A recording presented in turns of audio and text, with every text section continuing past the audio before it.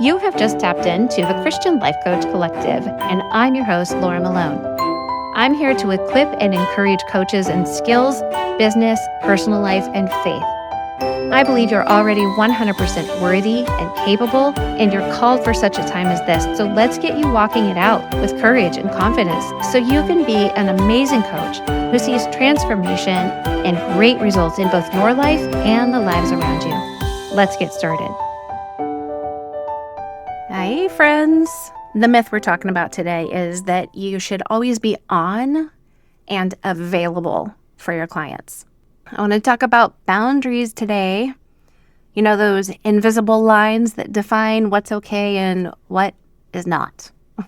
I think boundaries a lot of times feel, I think we struggle to set them because it feels like we are keeping other people out rather than understanding that a boundary is actually the way you keep yourself healthy and safe and steady and keep you going strong and sustainable so you can keep showing up to the things in your life that matter the most.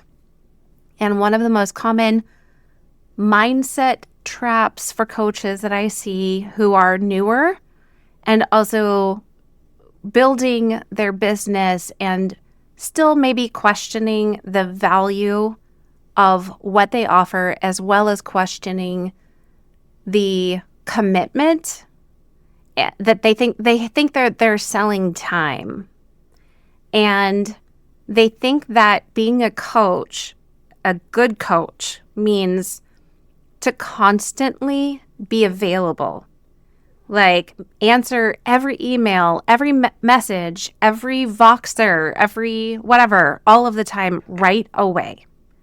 Hopping on extra calls, like if there's an emergency or somebody complains about this availability in your scheduler, like change it to meet everybody's needs or rearrange what you actually have on your calendar to accommodate what somebody might need. I shift my calendar occasionally if a client says, you know what, I really need this time frame because I work this job, I have these kids, I do all of these things, and I just don't see that availability on your scheduler. I can take a look and see if I would be willing to shift my client availability timeframes to that client's needs. I might be able to do that. I do that oftentimes if I'm doing an interview for a guest on a podcast or something like that. I can shift what I have available if it's possible that week.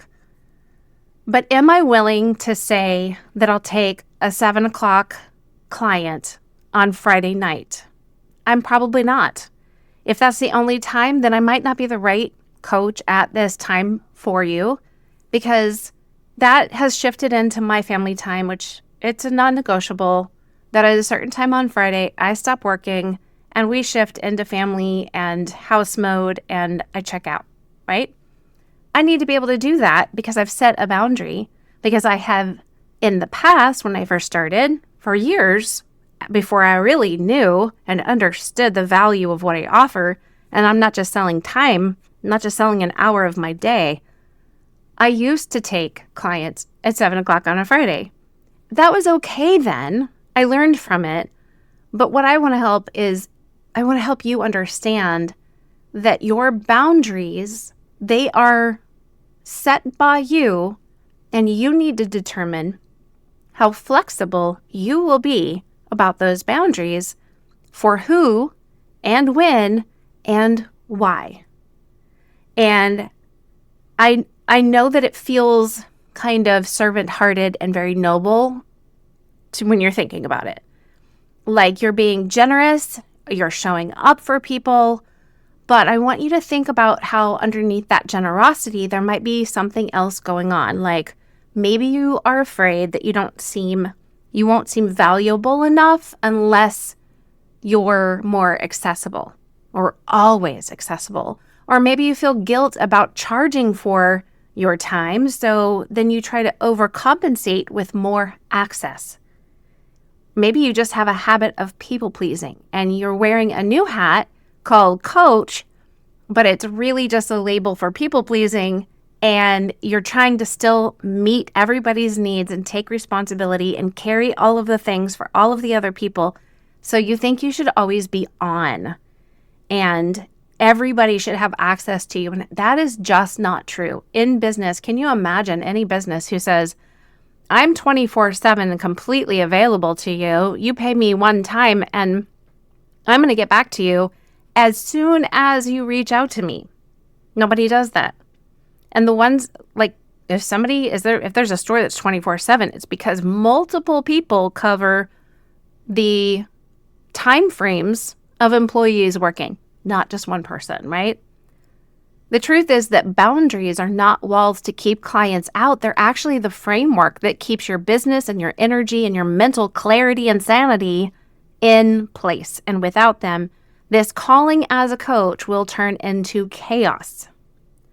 So if you've got clients that you really adore and you're pouring yourself into every session, but over time, some clients might start messaging you or sending emails or sending you a Voxer, all hours of the night or on Saturdays and Sundays or days when you have determined, like, I don't coach on these days, etc. Maybe you're working with people who are like, I just have a quick ask. I want to run something by you, or I just need a quick voice note on like Voxer on this. I want to run this by you and I want to see what you think. And they're looking for you to be available to them exactly when they need it.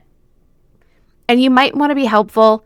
You don't want to feel like you're coming across rigid or unkind to them. So maybe you keep responding and you're working at midnight. And in the beginning, you might really love that because you feel so seen and valued and you are seeing feedback. You're seeing clients move and grow and they are reaching out and it feels good because it feels like, wow, they really appreciate my perspective or they appreciate my ability to listen and ask great questions, right?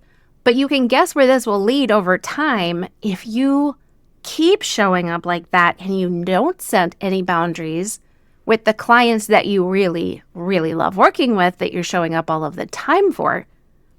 You might not enjoy working with them later if it starts to feel like a burden. Like it can lead to feeling exhausted by kind of people overreaching because you haven't set a boundary. You teach people how to treat you, right? So if you don't have a boundary, nobody will know you have a boundary, so they don't have any boundaries to respect. That's going to lead to feeling scattered, like, wait a minute, was I working with this client this week? Or even resentful. And so it might not feel like a joy in the long run, and other things will suffer from that. So what also will happen is some of your sessions might lose the clarity. And I think that if you recognize now that this could happen, you might even be doing it. Maybe you haven't done it. Maybe this is a precursor and you're starting to see yourself reach out and do more consistently than what your coaching agreement with this client has really laid out that you'll do. I want you to think about it because it's not sustainable. You want to serve from an overflow, not from, there's no gas in the tank. And the issue isn't the clients. Like I said, it's the lack of the boundary so they don't know about it. And this is something that you should put in your contract, in your coaching agreement. You should lay it out when you do a call with somebody to explain to them what coaching looks like. And setting boundaries, I don't know. I think that sometimes people really feel like that makes me feel like the no person, or it makes me feel like I'm cold to my clients or I'm less available to them. But it's not true. Like, setting boundaries is wisdom, and it actually helps you be more consistent when it really matters. And by the way, as coaches, Generally, I would say every coach I know is a big proponent of boundaries for their clients learning how to set boundaries. So what happens when you model boundaries is you show clients how to have a respect for yourself and your time, for what you bring to the table. You're modeling it to them. You're setting an example. So it's one of the best decisions you can make early on or at any point in your coaching journey. If you haven't already, define your true availability, like actual office hours. I use Acuity for my scheduler, and there's availability hours, and I have them set. I take clients only on certain days of the week now because I have a lot going on. And I like to really dive into client hours all in one lump sum. So I just know if I'm working with clients at 12, 1, 2, and 3 on Wednesday or Thursday or Friday, then I know I've used the morning to get prepared for all of those clients. I have everything I need pulled up. I've read through past session notes. I know where we're at. I know where we're going. I have prayed over it. I have direction. And then I can jump on at 12 o'clock and roll right into the next one. And I am in go mode for coaching. And I have batched it all together because this is the space I'm in. I'm not answering text messages from my kids because they know I have clients. My husband, I'm not doing work for my missions organization. I don't do that work during this time frame. I am specifically doing Sterling and Stone coaching. That's it, right? That means that I'm available to those clients during business hours, and I will respond to the best of my ability during my availability, right? Now on Voxer, I work with some clients over there and on that app, and I really like it. And it offers me a little bit more flexibility. So I can just jump on and talk back and forth. And like one of my coaches, she just had a new grandbaby. Hi, Lachelle. Congratulations. And I get to send her, hey, I heard about this other thing over here, and I think that it would bless you in your relationship and marriage coaching. I just wanted to tell you about it, let you can check it out if you want to. She responds, she's like, I have totally heard of that. It's great. Also, I've been listening to this. I don't know if you want to listen to it. And here's pictures of my new grandbaby. And so we can connect based on her availability to respond and mine as well, but not without boundaries. I don't feel the pressure to, and I tell everybody, I will try to respond to you within 48 hours of work, of business, and I'll get back to you. So I highly recommend that you set your own office hours. When are you doing the work of your business, the administrative, the back end, but also when are you doing client work that works for you so you can really show up for it. And if you can condense it, great. Do some batch work, right?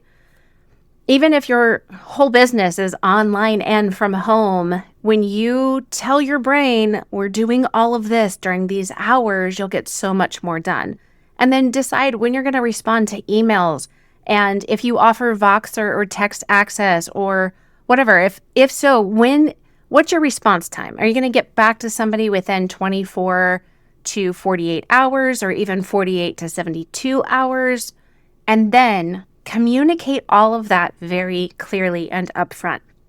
So you could say, for a new client, when they hire you, when they book sessions, if you offer any kind of email or Voxer support, I'm available for messaging support or email support Monday through Friday between 10 a.m. and 4 p.m. If you send a message outside of those hours, I'll get back to you during the next window.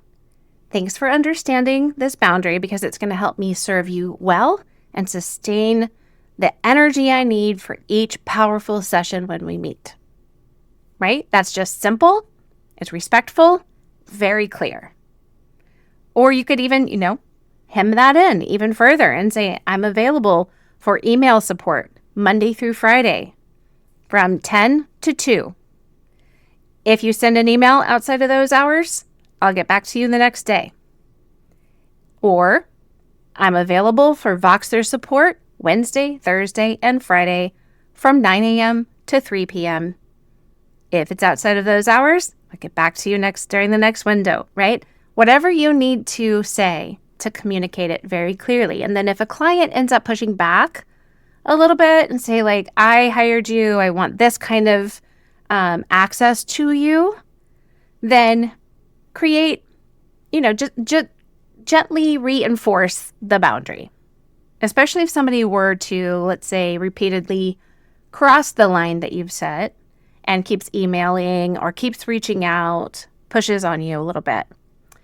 Hey, I noticed that you reached out late last night asking for a response today.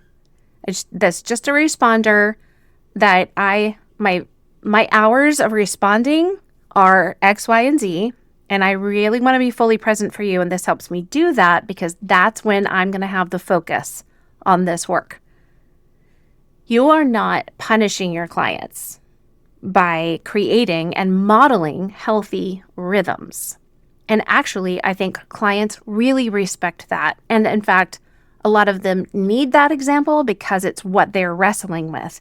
They have boundary issues in their own lives. So when you're showing them what it looks like to value you, your time, your body and care, and your mental capacity, then you give them permission to value theirs. So my challenge to you this week is to set your own official office hours and client availability, even if it's just an experiment. Like, you can experiment and you can change it anytime you want, right? All you have to do is go into your scheduler, just change that and say, I'm not going to do those hours. I'm going to try this instead. And think through when you want to be available. Like, when do you really have the capacity to coach? Are you a morning person? Are you an afternoon person? Do you have a clientele, like your audience needs some evening hours because you work with people who work a full-time job? Do you need to offer weekend? Like, you need to look at what your capacity is, but also meeting the needs of the people in your audience, your potential ideal client. What do they need you to be available for? And then work those hours, not just around your sessions, but also your availability to them if you offer any kind of email support, Voxer, etc., and content delivery. Make sure you're communicating it during the onboarding process, your welcome emails, your client agreement, maybe even inside of your email signature if you need to. If you have already set boundaries but haven't actually enforced them, reinforce them.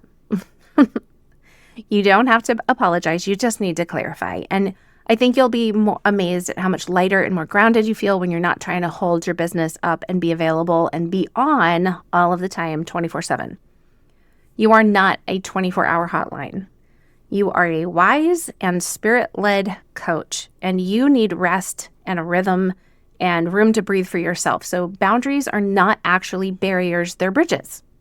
And those bridges create consistency and sustainability and lead to success. So when you build them with care and you communicate them well with clarity and with kindness, then you actually create space for your calling as a coach and your giftedness, your skill set, your wisdom to flourish. So I hope this gives you something to think about and act on today, and know that you are not being mean or selfish by setting limits. You're actually being professional and mature about this. So things are possible. So keep walking it out, and looking forward to the next myth that we're going to bust.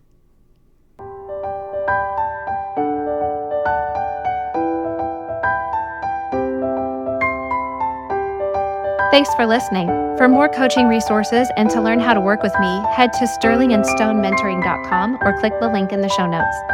Remember, walk boldly in your calling, and I'll talk to you next time.